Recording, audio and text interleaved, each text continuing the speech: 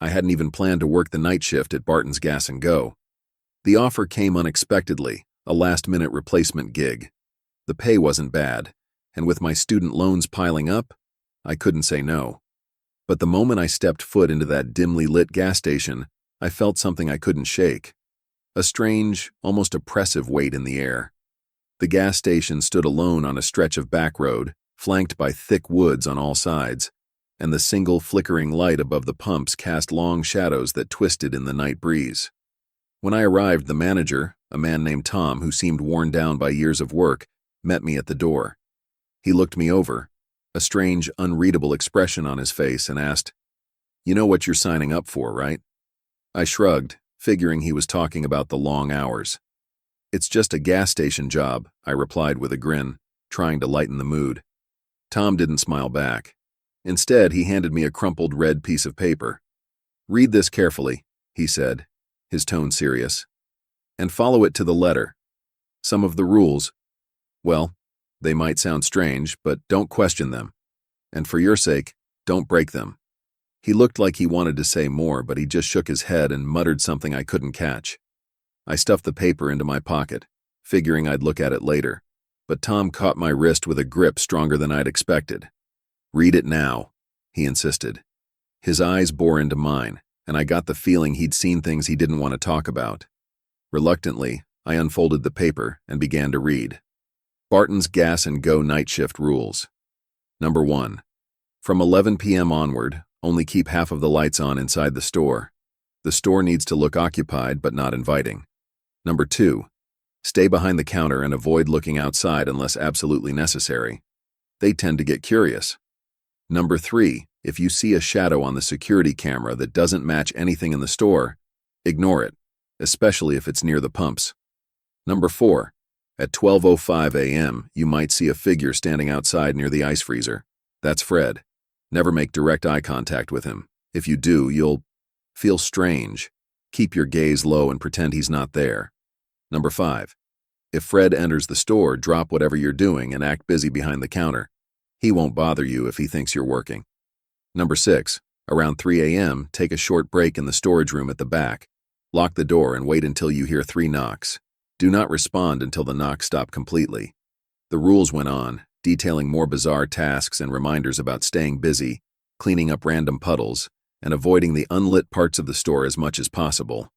It was unsettling, but I brushed it off as part of the store's quirk. Maybe it was all some elaborate prank on new employees. When Tom finally left, I settled behind the counter, going over the rules in my mind. I tried to focus on normal tasks, but as midnight approached, I felt an odd tension building in the air. The lights above the pumps flickered, and a shiver ran down my spine. I glanced at the security cameras, remembering rule number 3 about ignoring shadows, and tried to look away, but there was something strange. A figure lingered by the ice freezer, a tall, shadowy form barely visible in the grainy camera feed. My chest tightened. It was exactly 12:05 a.m., the time mentioned in rule number 4. This had to be Fred. Fred was taller than anyone I'd ever seen, almost unnaturally thin, like his limbs were stretched just a little too far. He didn't move. He just stood there, still as a statue, facing the store. My stomach twisted, but I remembered Tom's warning not to make direct eye contact with him. Taking a deep breath, I lowered my gaze, making sure to keep my head down. The next few minutes stretched into what felt like hours. I busied myself rearranging snacks behind the counter, pretending not to notice the flicker of movement on the camera. At one point, I glanced up briefly and saw Fred standing closer to the door. My heart leapt, but I quickly looked back down, repeating in my head, "Don't look at him. Don't look at him." Eventually, Fred faded back into the shadows, and I let out a breath I hadn't realized I was holding. The tension in the air lifted, and I felt like I could breathe again. But my hands were still trembling. I had a feeling this was just the beginning. The night crept on, each minute ticking by with a weight I couldn't describe. Around 1:30 a.m., I noticed something strange on the floor near the soda machine.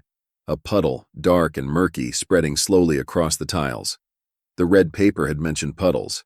It had warned me to clean them up as soon as I saw them. I grabbed a mop from the storage room and approached the puddle, trying to ignore the feeling that something was watching me. The mop swished across the floor, but the liquid didn't seem to absorb. Instead, it spread, like it was alive, pulsating slightly under the fluorescent light. I swallowed hard, my grip tightening on the mop handle. Finally, the puddle faded, leaving only a faint, dark stain on the tiles. I returned to the counter, shaken but trying to stay calm. Tom's rules played over in my mind like a mantra. If I followed them, I'd be safe. Or so I hoped. Around 3 a.m., I made my way to the storage room as instructed. I locked the door, leaning against it, my heart pounding. The room was silent, the kind of silence that presses on your ears and makes your skin crawl.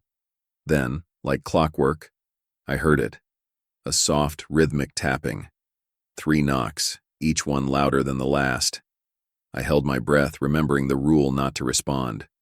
The knocks continued, slower this time, each knock stretching longer than the last until, finally, they stopped.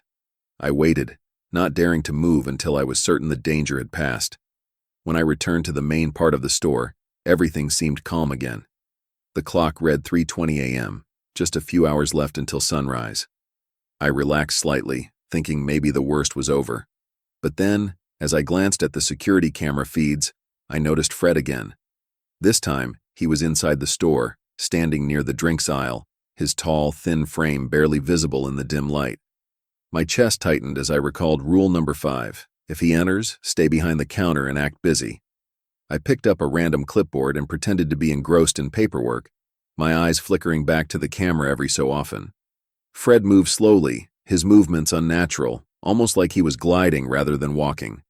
He stopped just short of the counter, his head tilted in my direction, as though he knew I was there, but couldn't quite see me. I held my breath, praying he would leave, but Fred lingered, his shadow stretching across the floor toward me. I could feel his presence, heavy and dark, pressing down on me. Just when I thought I couldn't take it anymore, Fred began to move again, drifting back toward the door. The relief was instant, my body sagging with exhaustion.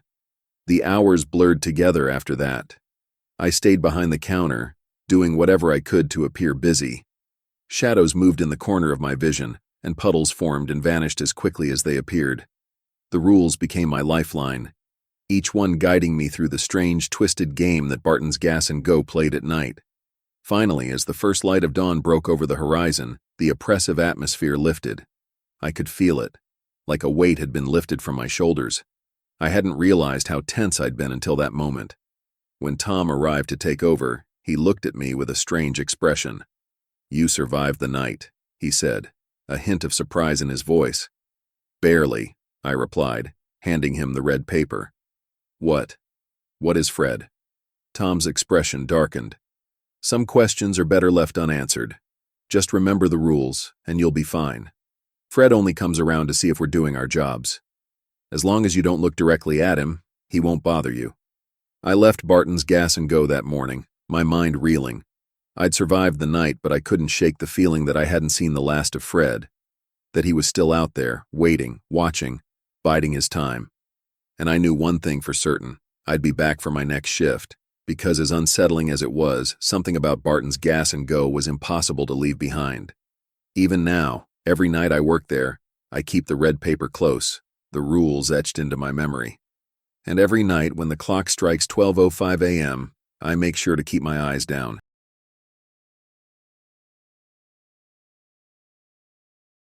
I never expected that my night shift at St. Margaret's Hospital would haunt me forever. When I first saw the job posting, I barely glanced at the details. Decent pay for night security, relatively quiet duty. As a fresh security guard, I thought it was the perfect opportunity to gain experience. But from the moment I walked into that building, it felt wrong. The ancient walls of St. Margaret's seemed to breathe, exhaling a cold, damp chill into every corridor. The hospital had been operating for decades, but had been long neglected. Paint peeled off the walls, and the lighting was erratic, with bulbs that flickered constantly, casting jittery shadows across the cracked floors. Most of the wings were abandoned, the few remaining rooms only partially operational. The patients who ended up here were often elderly or alone, people with no family who were forgotten by everyone else. It felt like they were sent here to be swallowed up by the walls of St. Margaret's. And as I'd come to find out, that's precisely what happened. During orientation, One of the nurses, a woman named Maggie who looked like she hadn't slept in days, pulled me aside. She gave me a hard look and whispered, "Stick to the main hallways. Don't wander near room 313, or the basement, especially not at night."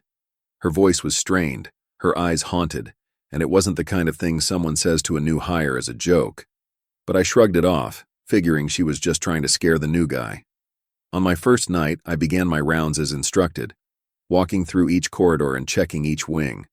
The halls were empty, silent, except for the occasional beep of a machine or the faint shuffle of a lone nurse in the distance. It was around midnight when the silence became almost suffocating. The hospital seemed to hold its breath, and even the hum of the equipment seemed to fade, replaced by a pressing, unnatural quiet. Room 313 was located down a long corridor on the ground floor, but it was different from the others. There were no patient names or markings on its door, just the number etched into the wood like a brand. As I walked past it, a strange sensation prickled the back of my neck, a chill that seemed to sink into my bones. The door was slightly ajar, and though I couldn't see anything inside, it felt as if something was watching me from the darkness beyond the threshold. Over the next few nights, I started noticing something odd. Patients kept disappearing.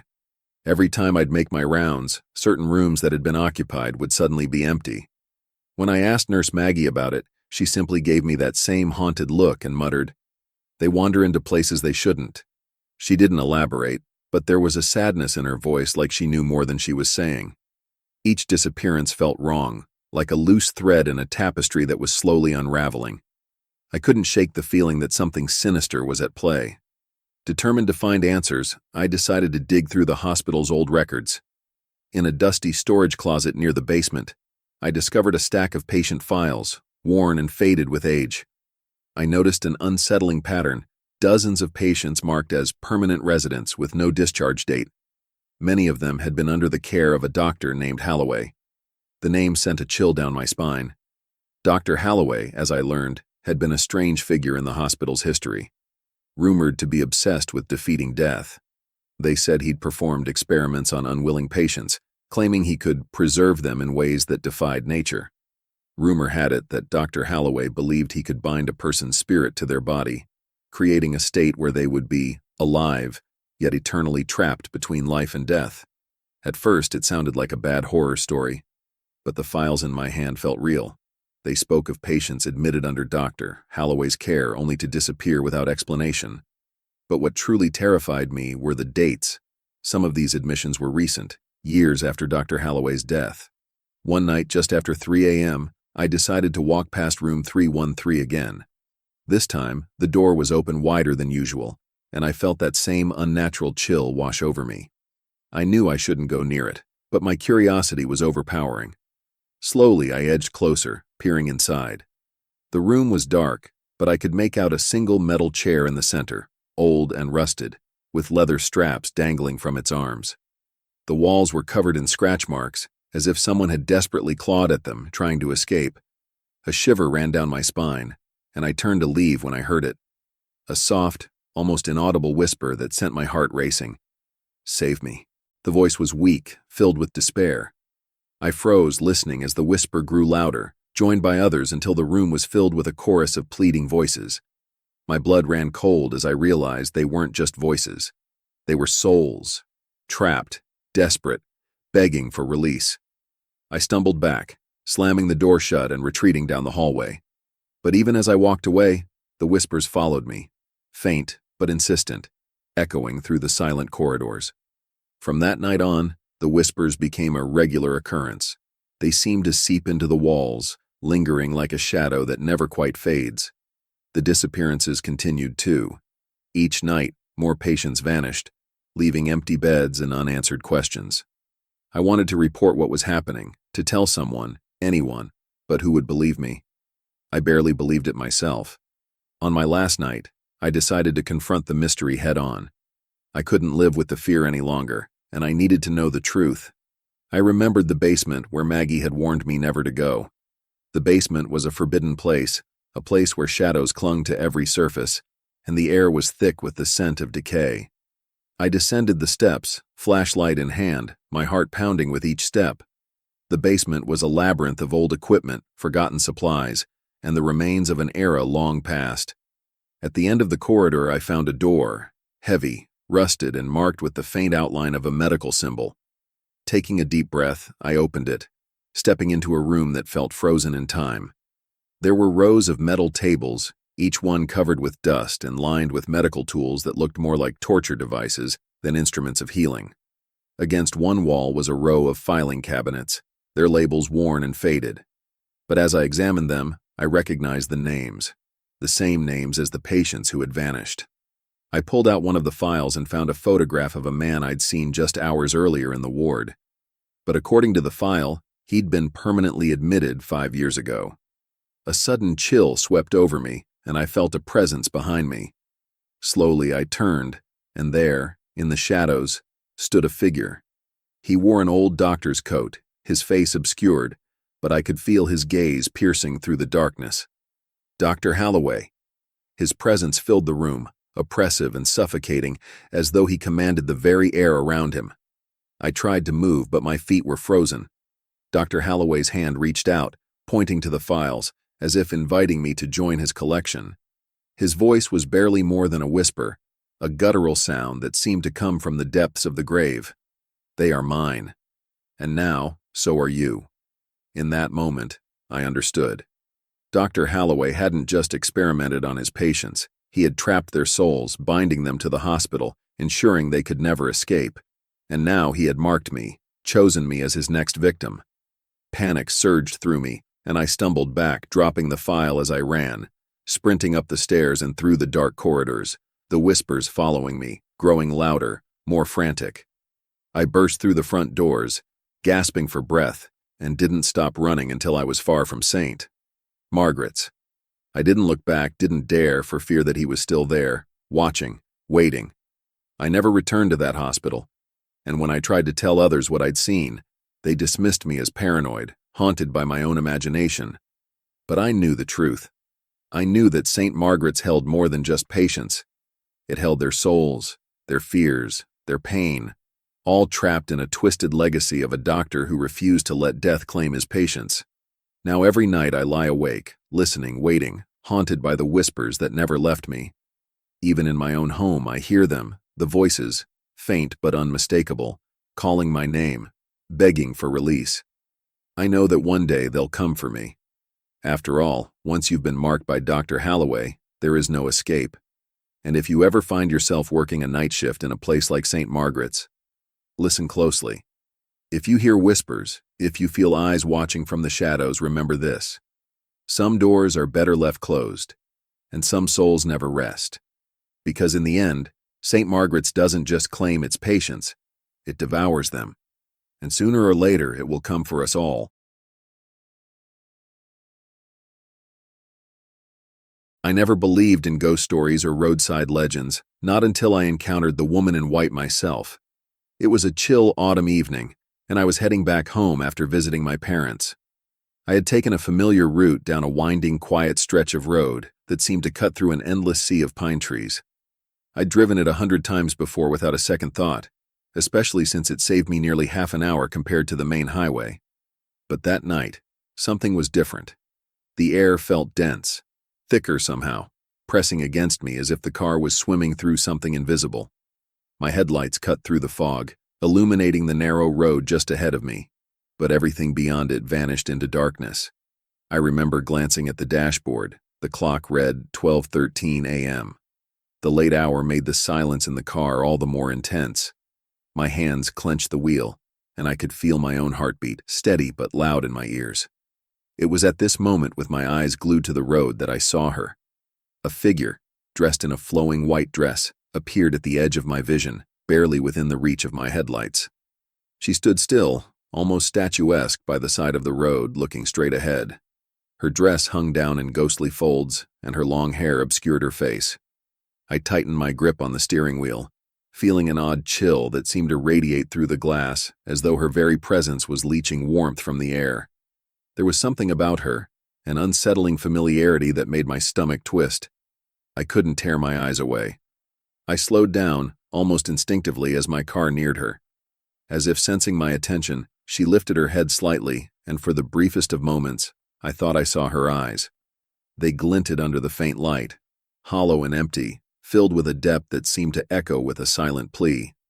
A voice echoed in the back of my mind, some distant memory of people talking about the woman in white. If you see her, don't stop. Don't look. My rational mind kicked in, reminding me of the superstitions I'd heard growing up, and I pressed down on the gas, forcing myself to look away. She vanished into the darkness behind me, but that chill lingered in the car. The hair on my arm stood up, and I shuddered, shaking off the strange sense of dread. Just an urban legend, I muttered to myself, trying to sound braver than I felt. The road stretched out before me, twisting and turning as the pines closed in around my car. I checked the rearview mirror almost compulsively, half expecting to see her face staring back at me. But it was empty. My chest loosened a little, and I took a deep breath, chuckling at my own fear. Just then, my phone buzzed beside me on the passenger seat. I had it on silent mode, but the screen lit up, illuminating the car with a soft, eerie glow. It was a message from my friend Mike. "Hey, are you still on that back road? Keep your eyes peeled. Weird stuff happens there at night." I felt a jolt run through me. Mike knew the road well, having grown up in the area. If he thought something was worth warning me about, maybe I should have taken it more seriously. My fingers trembled slightly as I responded, typing out a quick message. "Yeah, I think I just saw something. Someone." I hit send and watched the road, expecting the usual sense of relief that came from dismissing a fear. But it didn't come.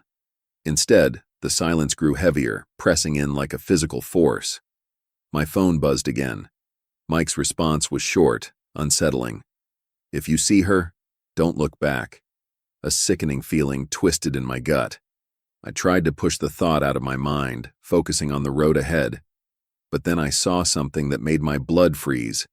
A figure, the same pale figure in white, now standing at the side of the road again, only yards ahead. My heart raced. It was impossible. I had driven miles since I'd last seen her. There was no way she could have gotten ahead of me. I pressed down on the gas, but my car seemed to resist, moving slower as though pushing against an unseen force. The figure grew closer, her form almost blending into the mist, but the outline of her dress and her hair remained sharp, as if etched by some spectral hand. My hands gripped the wheel so tightly that my knuckles turned white, and I forced myself not to look at her directly. Instead, I kept my gaze fixed straight ahead, as if my life depended on it. As my car passed her, she seemed to drift alongside it, gliding rather than walking. My pulse pounded, and I could barely breathe. I heard a faint sound, almost like a whisper, barely audible over the hum of the engine. "Why won't you help me?" Her voice was soft, broken, and filled with an unplaceable sorrow. My resolve weakened, a part of me wanting to look, to understand her pain. But then I remembered Mike's warning and kept my eyes locked on the road. When she finally disappeared from view, I let out a shaky breath, feeling as if I'd just woken from a nightmare. The car surged forward as the invisible weight lifted, and I sped up, hoping to leave whatever she was behind. But my relief was short-lived. Just as I was beginning to calm down, the radio crackled to life, filling the car with static. The noise was sharp, grating, and in the midst of the static, I could swear I heard her voice again, fragmented and haunting. "I'm waiting." The words echoed in the small space, resonating like a warning.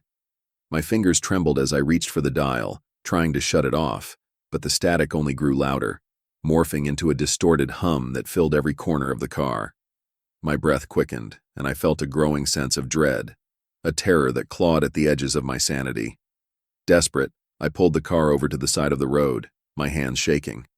I turned off the engine and sat there in silence, clutching the wheel as I tried to steady my breathing. The world outside was pitch black, the pines towering around me like silent sentinels. I felt trapped, like I was being watched, and my pulse thundered in my ears. Then, out of the corner of my eye, I saw her again. She was standing in front of the car this time, directly in the beam of my headlights, her face still hidden by her hair.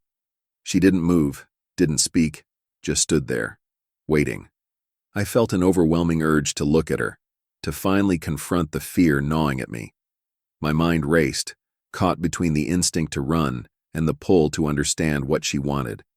Summoning what little courage I had left, I forced myself to roll down the window just an inch, enough to let the cold night air seep in. I opened my mouth to speak, but no words came out. The silence hung between us, stretching unbearably until she took a single step forward. I saw her face. Her eyes were hollow, endless pits of darkness, filled with a sorrow so profound it felt as though it could consume me. She reached out a hand, pale and trembling, her fingers brushing against the hood of my car, leaving faint trails of frost. And then, just as quickly as she had appeared, she faded into the mist, leaving only a faint chill in the air. Shaken, I started the car again and drove, the memory of her face seared into my mind. I tried to dismiss it, to rationalize it, but deep down, I knew it was no hallucination. The woman in white was real, a lingering presence on that lonely road, bound by something beyond my understanding. When I finally reached home, I sat in my driveway, unable to shake the memory of her voice, her eyes. That night, I barely slept, haunted by dreams of mist-shrouded roads and hollow eyes that watched me from the darkness. In the weeks that followed, I tried to avoid that road, choosing the longer highway route instead. But sometimes, late at night, I would find myself drawn back to it, compelled by a strange sense of unfinished business. And every now and then, when the world was silent and the night was dark, I would catch a glimpse of a pale figure standing at the edge of my vision. Waiting. Always waiting. And no matter how much I told myself I wouldn't, a part of me would always look back,